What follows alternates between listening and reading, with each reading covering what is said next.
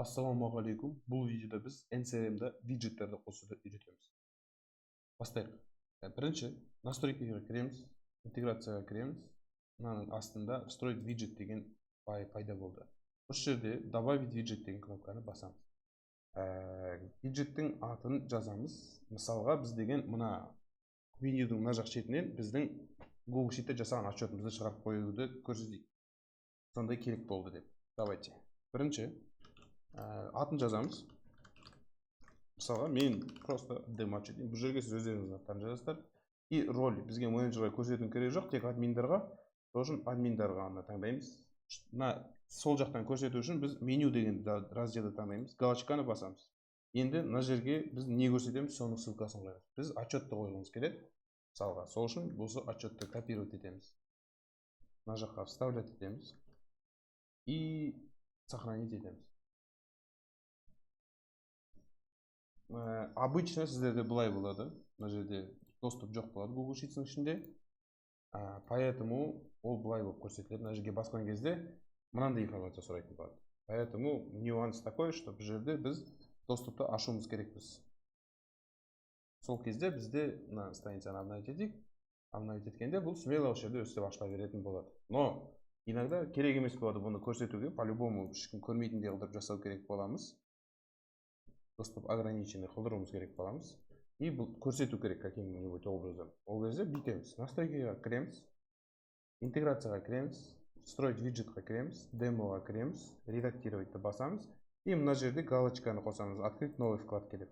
Сохранить етеміз. И содан кейін мынандай болып иконка пайда болады. И бұны басқан кезде ол уже новый вкладкадан ашылады. И сіз өзіңіздің атыңыздан кіріп, осы жерде көріп жұмыс істей берсеңіз болады. Доступ берілген адамдар үшін, а доступ жоқ адамдарда, как обычно, көрінбей қалады. Как обычно, Google Sheets жұмыс істей бересіздер. Зато просто мына жерде под рукой тұрады, тез басып кіре салуға ыңғайлы болады. Также, если бұл зат все-таки общедоступный бола беруге болатын болса, тағы есть мынандай функция, мынандай жерлерде бұны көрсетуге болады. Қазір айтып кетейін.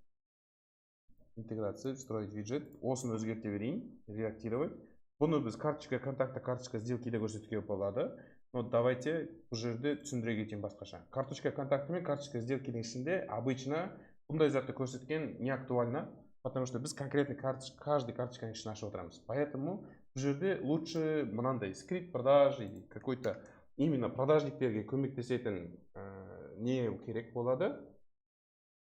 Продажниктерге көмектесетін информацияларды, например, подсказкалар болатын болса, лучше осындайды сол жаққа жазып қойған дұрыс. Екі жаққа соны қойып қояйық. Или мысалға шаблонный тексты. Осының ішінде давайте мен мынау не асайын, и шаблонный тексты деп қояйын. И мына жерде сөздің заказ дайын деген сияқты списоктар болады. Мысалға да. И мен осыны алып копировать етемін. Мында кірем. Осында қойылдық уже. Потом рабочий столда бізге давайте отчетты көрсетейік все-таки. Тоже түсіндіре кетемін. И проаналитикада тоже отчет бола берсін. И все.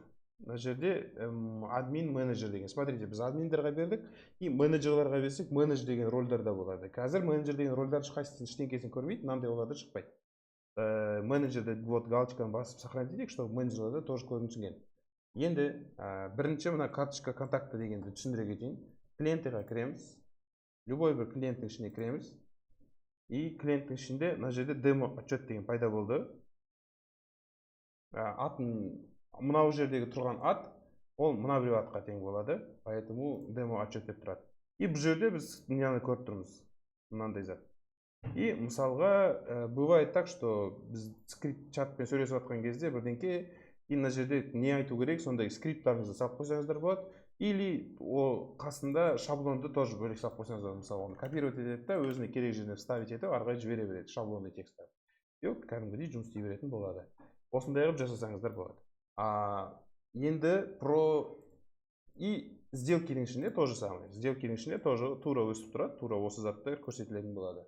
Екінші момент, это карточка сделкиді айттық, рабочий стол. Рабочий стол мына жерде сіздердің отчеттарыңыздың астында еще мынандай болып, бөлек болып көрініп тұратын болады. Бұл сіздердің ашқан ссылкаларыңызды көрсетеді. Бұл жерде тура сол информацияны көріп, дальше в рабочем столе осымен жұмыс істей берсеңіздер болады. Сосын и про аналитикада ол мына жерде былай отдельный не окошко бар ашық тұрады да, и тура сол информациямен жұмыс істесеңіздер болады. Осындай зат жасалынды. Содан кейін дальше бұл жерге тек қана Google Sheets емес, сіздер бізде мынандай специально не жасадық, ссылка, чтобы демонстрировать ету үшін. Бұл дальше осыдан кейінгі информация больше программисттерге керек болады. Поэтому если сіз отчеттармен Google Sheets'пен ғана қолданамын десеңіздер, ары қарай көрмей қойсаңыздар болады. Дальше информация для разработчиков. Бұл жерде қандай информация жіберіледі и что вы можете показывать виджеттерді қолдану арқылы.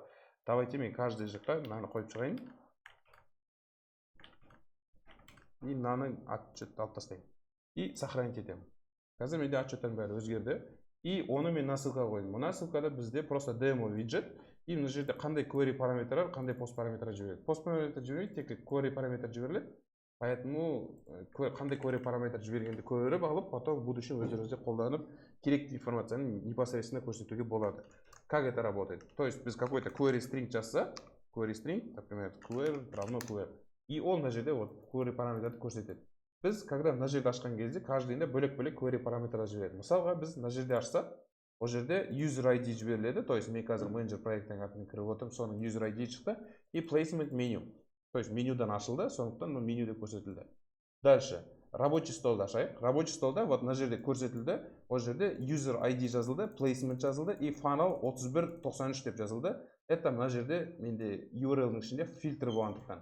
Воронка продаж таңдалғандықтан. Воронка продаж, мысалға дата оплаты, начальный дата бүгін, ответственный, мысалға мынау адам этап мынандай деп таңдайтын болсам и применитті бассам, қазір менде информация жоқ, но вот этот вот нелер осында кетті.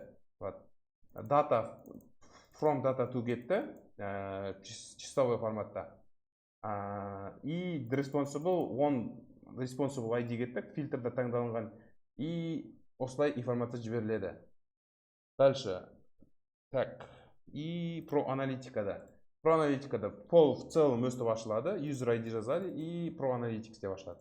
Клиенты мен сделкида, клиентының ішіне кірсек, ол демо отчет бізде будет передавать user ID плюс контакт карттың ішінде ашылды деп тұр и контакт карттың контакт ID. Вот этот 68 деген контакт ID-ға тең. И точно так же аналогично сделкидің ішінде демо отчетта deal ID мынандай деп жіберіліп отырады. Осы арқылы сіз конкретно какой-то информацияны обработка жасағыңыз келсе, вы можете сюда добавлять. Или даже можете искусственный интеллект қосқыларыңыз келсе, мысалға ID арқылы осы карточканың информациясын алып, событиялардың ішіндегі бүкіл информацияны жинап, какой-то тезисный информация берем десеңіздер, или какой-то обработка жасау, какой-то текст генерировать ету керек болатын болса, тоже использовать етіп, API арқылы запрос алып, дальше жұмыс істеңіздер болады. Өздеріңіздің еркілеріңіз. Осы функция виджетте өстіп жұмыс істейді. В целом все. Осымен виджеті бойынша видео аяқталды. Көргендеріңізге рахмет. Қолданыңыздар, жұмыстарыңызға пайдасын тигізсін.